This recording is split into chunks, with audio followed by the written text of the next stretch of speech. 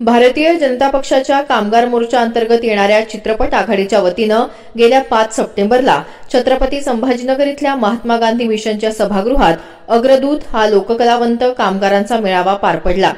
या मेळाव्यात मराठवाड्यातल्या 12 लोककलावंतांचा गौरव करण्यात आला। शाल, स्मृतिचिन्ह, प्रमाणपत्र देऊन त्यांना सन्मानित करण्यात आलं।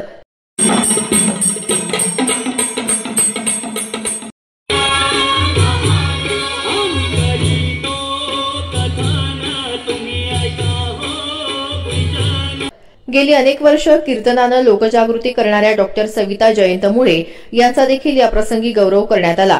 प्राध्यापिकेची सेवा देत असताना त्यांनी नारदीय कीर्तनाची परंपरा जोपासली आणि यानंतरच नारदीय कीर्तनकारांचा प्रचार करत असताना लोककलेचं संगोपन संवर्धनार्थ भारतीय जनता पार्टी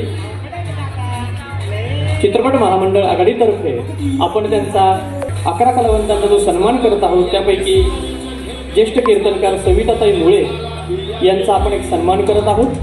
तरी मान्यवरांना अशी विनंती करतो की हरिभक्त परायण डॉक्टर सविता मुळे यांचा सन्मान। आपल्या भावना त्यांनी या शब्दात मांडल्या।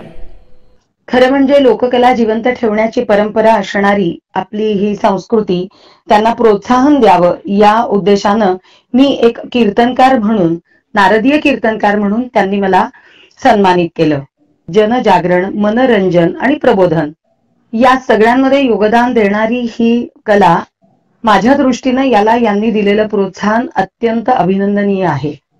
आणि या कला जोपासाव्या म्हणून कुठेतरी प्रोत्साहन असल्याशिवाय आपल्याला पुढे जाण्याची ऊर्जा राहत नाही।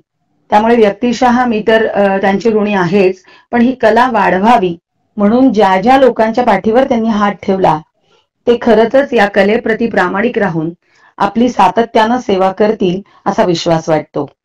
त्यांनी शासनाकडून एक अपेक्षा व्यक्त केली आहे की खऱ्या कलावंतांना काही मानधन स्वरूपानं दिलं जावं, तर त्याही दृष्टीनं शासन विचार करत असेल, करेल। पण कलेला फक्त कलावंतच जागृत ठेवतो असं नाही, तर समाजसेवी संस्थाही त्याला जागृत ठेवतात। त्यामुळे अशा कलाकारांशी उभं राहावं अशी माझी पण एक प्रामाणिक अपेक्षा आहे। त्यामुळे समाजानं या योगदानाप्रती हे दिलेला सन्मान फार महत्वाचा वाटतो। कीर्तनकार म्हणून हा मला सुखावून जातो, कार्य करायला पाठबळ देतो।